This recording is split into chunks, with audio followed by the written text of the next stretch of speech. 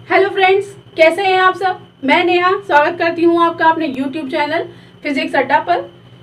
दोस्तों, हम इस समय डिस्कस कर रहे हैं 9th क्लास का पहला चैप्टर मोशन। और इसमें हम अब तक डिस्कस कर चुके हैं कि मोशन क्या है, फिजिक्स का इंट्रोडक्शन क्या है, और इसके साथ ही गति के क्या क्या प्रकार होते हैं और क्या क्या टर्म्स, क्या क्या भौतिक राशियाँ इसमें आती हैं। उसके साथ ही हमने जाना गति के समीकरण, उनको ग्राफ के थ्रू, उनको मैथमेटिकल प्रूफ में हर तरीके से प्रूव करना सीखा है। और अब हम आज जो बात करेंगे वो है एक समान वृत्तीय गति, यानी कि यूनिफॉर्म सर्कुलर मोशन की। चलिए, उससे पहले जो प्रीवियस वीडियो में हमने पढ़ा था उसको एक बार रिवाइज कर लेते हैं। ठीक है, प्रीवियस वीडियो में हमने जाना था कि गति के समीकरणों को मैथमेटिकली कैसे प्रूव करेंगे। गति के 3 समीकरण होते हैं। 3 समीकरण में से पहले समीकरण या दूसरा समीकरण या तीसरा समीकरण को प्रूव करने के लिए एक एग्जाम्पल को लेट कर लेंगे, जिसमें एक गतिमान वस्तु को माना था हमने, उसकी प्रारंभिक वेग, उसका अंतिम वेग, उसका विस्थापन, उसका समय, उसका त्वरण, इन सबको माना था। इसके बाद पहला समीकरण प्रूव किया था त्वरण की परिभाषा से, दूसरा समीकरण प्रूव किया था वेग की परिभाषा, और पहले समीकरण से उसमें पिन इक्वेशन जो हमने मिली थी, पिन इक्वेशन याद है ना आपको, मैंने उस वीडियो में कितनी बार बताई थी आपको। चलिए एक बार फिर से रिवाइज कर लेते हैं कि पिन इक्वेशन थी S = U + V/2 × T। इसी पिन इक्वेशन में जब हम V की वैल्यू रख देंगे U + AT तो सेकेंड इक्वेशन मिल जाएगी। और इसी इक्वेशन में अगर हम V - U/A = T यानी कि T की वैल्यू रख देंगे तो हमें तीसरी इक्वेशन मिल जाएगी। जिन लोगों ने ये वीडियो नहीं देखा है वो डिस्क्रिप्शन बॉक्स से इसके लिंक पे जा करके ये वीडियो देख सकते हैं और अपना टॉपिक क्लियर कर सकते हैं। चलिए बात करते हैं हमारे आज के टॉपिक यानी कि यूनिफॉर्म सर्कुलर मोशन की। अब देखिए, ये यूनिफॉर्म सर्कुलर मोशन कहाँ से जनरेट हुआ। अभी आप ये मान लीजिए कि ट्रायंगल ड्रॉ किया, उसके अकॉर्डिंग्स में आपने मूव करना यानी कि पैदल चलना या दौड़ना शुरू किया आपने। चलिए मान लीजिए दौड़ना शुरू किया, तो आप सीधे तरीके से दौड़ रहे हैं बिल्कुल, हैं। और क्या आप बिल्कुल सीधे दौड़ेंगे इस ट्रायंगल पे? नहीं, जो एज आएंगे, जो मोड़ आएंगे, वहां पर आप थोड़ा सा मुड़ेंगे और फिर सीधे दौड़ना शुरू कर देंगे। ठीक है, इसको आप अभी जहां पर मेरा वीडियो देख रहे हो वहां पर आप पेन के थ्रू भी समझ सकते हैं। एक रेक्टेंगल या एक ट्रायंगल ड्रॉ कीजिए, उस पर अपने पेन को मूव कराइए सीधा सीधा और देखिए कि पेन कहाँ कहाँ पर मुड़ रहा है। ठीक है, मैंने ट्रायंगल बताया, अब रेक्टेंगल पे देख लेते हैं। रेक्टेंगल पे आपको कितनी बार मुड़ना पड़ेगा? 4 बार। ट्रायंगल पे आप कितनी बार मुड़े? 3 बार। हम जो एरिया है उसको समान रखते हैं। ट्रायंगल से जितना एरिया कवर हो रहा था रेक्टेंगल से भी उतना ही, यानी कि चतुर्भुज से भी उतना ही एरिया मान लेते हैं। तो अब जैसे ट्रायंगल में मान लीजिए आपने 10 सेंटीमीटर की भुजा बनाई थी, तो अब रेक्टेंगल में वही भुजा कुछ कम हो जाएगी एरिया उतना ही रखने के लिए।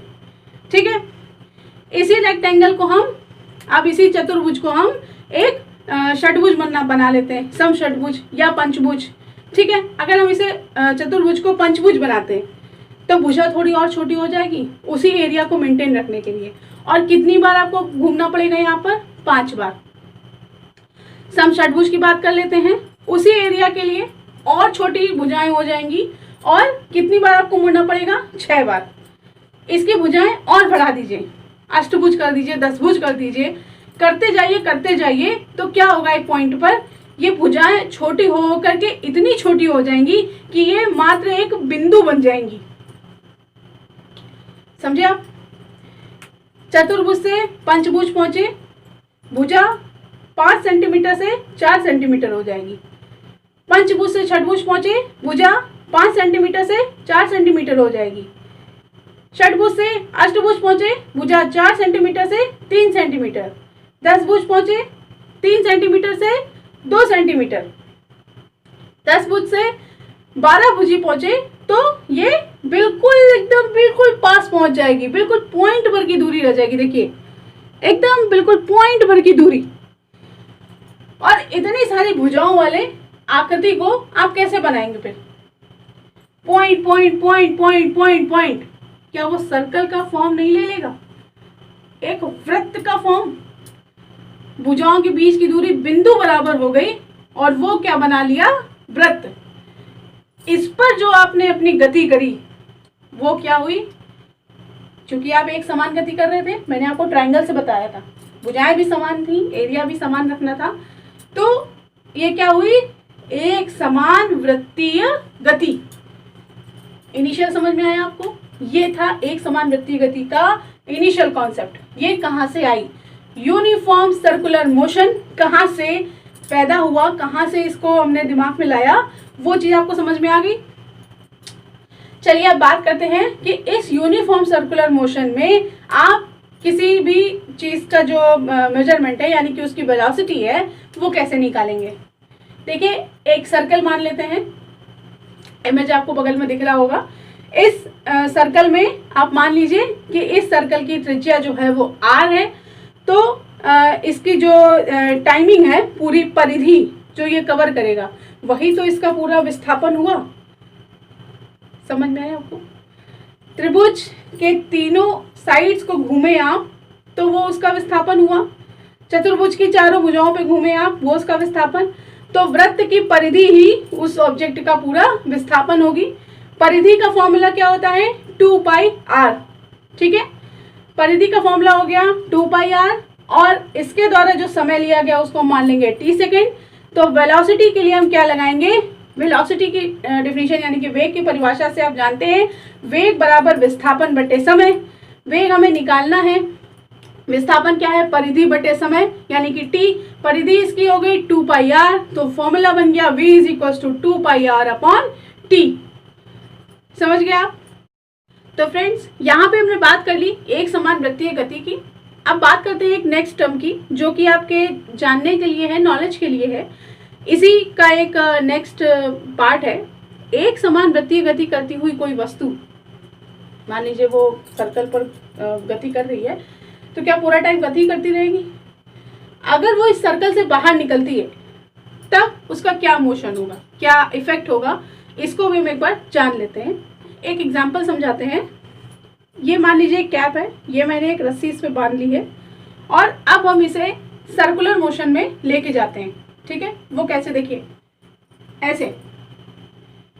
इस समय ये एक सर्कुलर मोशन कर रही है, एक समान वृत्तीय गति, यूनिफॉर्म सर्कुलर मोशन में है। अगर मैं इसको किसी पॉइंट पर छोड़ती हूँ, बहुत ध्यान से देखिएगा, मैं छोड़ूंगी नहीं क्योंकि आपको बाकी नहीं दिख पाएगा इस समय। अगर मैं इसको इस पॉइंट पर छोड़ती हूँ, मान लीजिए मैंने इसको रोका, यहाँ पर आने पर रोका था, ये किस तरफ रुका, जा करके इसी तरफ से जा करके ऐसे रुका। ये देख रहे हैं आप इसका पोजीशन। ठीक है, अगर मैं इसे देखिए, दोबारा से देखिए, अगर मैं इसे इस पॉइंट पर रोकती हूँ, मैंने इसको यहाँ इस पॉइंट पर रोकने की कोशिश करी, तब ये कहाँ रुका, इसी पॉइंट से ऐसे यहाँ रुक गया। ठीक बात। इसको और समझने के लिए आप इसे घर पर भी खुद भी करके देख सकते हैं, और वहां पर आप जब इसे एग्जाम्पल को कर रहे होंगे तो इसे रोकिएगा नहीं, इसको किसी भी पॉइंट पर छोड़ दीजिएगा। और जब आपका हाथ इस तरफ है, आपने ऐसे छोड़ा तो वो यूं गिरा, और अगर आप उसको यूं मूव कराते कराते इस तरफ छोड़ते हैं, आपका हाथ इस डायरेक्शन में, और आपने उसे यहाँ छोड़ दिया, तो वो इसी तरफ ऐसे करके एकदम सीधी रेखा में स्पर्श करते हुए, यानी कि इस सर्कुलर मोशन में जो वृत्त बना था उसको स्पर्श रेखा के तौर पे उसी डायरेक्शन में जाके गिरेगी जिस तरफ आपने उसको रोका है। ठीक है, ये एक और एक्सप्लेनेशन है इसी के अंदर में, इसका कोई अभी खास यूज नहीं है, पर ये आपके फर्दर फ्यूचर में आगे क्लासेस में काम आएगा।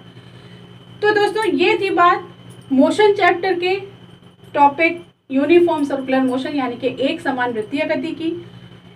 यहाँ पर आपने सीखा कि कैसे कोई भी वस्तु किसी भी शेप में जब गति कर रही थी तो वो एक समान वृत्तीय गति तक कैसे पहुंची, पॉइंट तक उसकी भुजाएं कैसे बनी, और इसको कैसे कैलकुलेट किया जाता है। फॉर्मूला बना था v = 2 पाई r अपॉन t।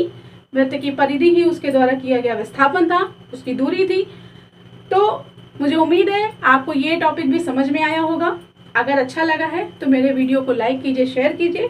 कोई बात आपको नहीं समझ में आई है तो मुझे कमेंट कीजिए, और मेरे चैनल को सब्सक्राइब कीजिए ताकि इसी तरीके की वीडियोस आपको मिलती रहे।